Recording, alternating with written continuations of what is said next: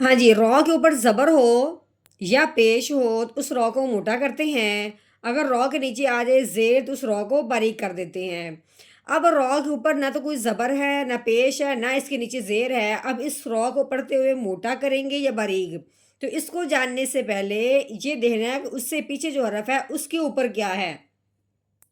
جس طرح را کے اوپر زبر یا پیش آئے تو را موٹی ہوتی ہے، اسی طرح پیچھے اگر زبر یا پیش ہو تو را موٹی ہوگی، اگر پیچھے زیر ہے تو را باریک ہوگی۔ یہ آسان سی اس کا ہے کہ جو قاعدہ اس کے اوپر دیکھنے سے جاری ہوتا ہے، اب وہی ہم نے پیچھے دیکھنا ہے کہ پیچھے کیا ہے۔ پیچھے زبر یا پیش ہے تو را موٹی کریں گے، پیچھے زیر آئے تو را باریک کریں گے۔ اب ہم نے میم کو جب را کے ساتھ ملانا ہے، اگر ہماری آواز باریک ہوگی تو پھر یعنی وہ را پر نہیں ہو جائے گی۔ اب ہم نے کیسے پڑھنا ہے؟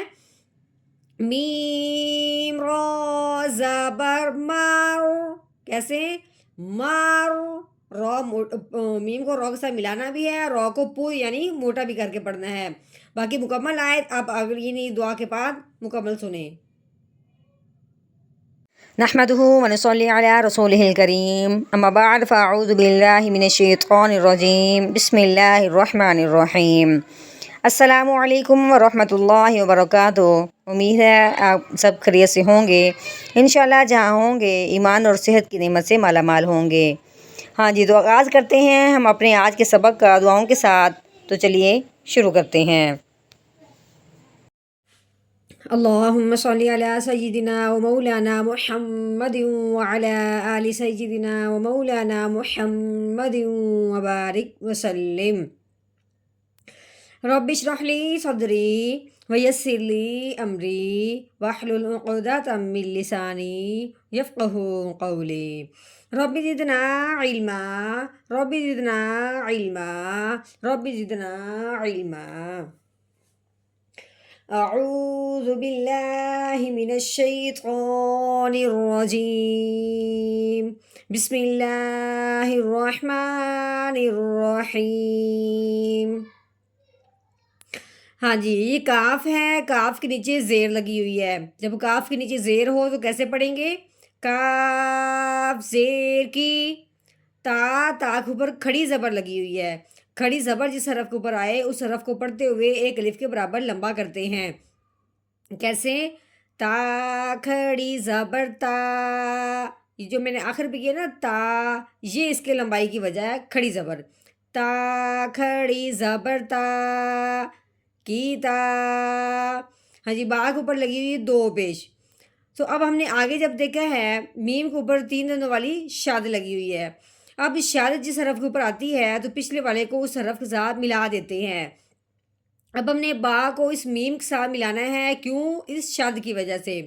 لیکن ایک اور بات کہ شاد جب میم کے اوپر آئے یا شاد جب نون کے اوپر آئے، جب وہ پچھلے والا حرف اس کے ساتھ ملتا ہے تو اس کو پھر ایک الف کے برابر غنہ بھی کرتے ہیں۔ کیسے؟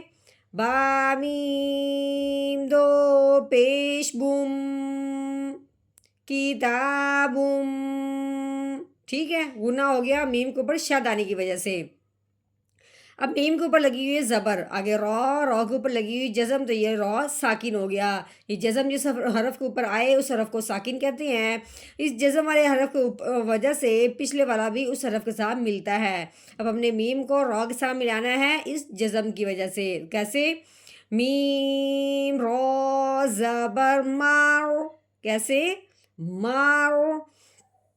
ہاں جی، آگے دیکھیں قوف ہے، قوف کے اوپر کیا لگی ہوئی ہے؟ پیش لگی ہوئی ہے۔ اس کو پڑھنے سے پہلے جب آگے دیکھا ہے تو واؤ ساکن ہے، کیونکہ واؤ کے اوپر جزم آئی ہوئی ہے تو واؤ ساکن ہو گیا۔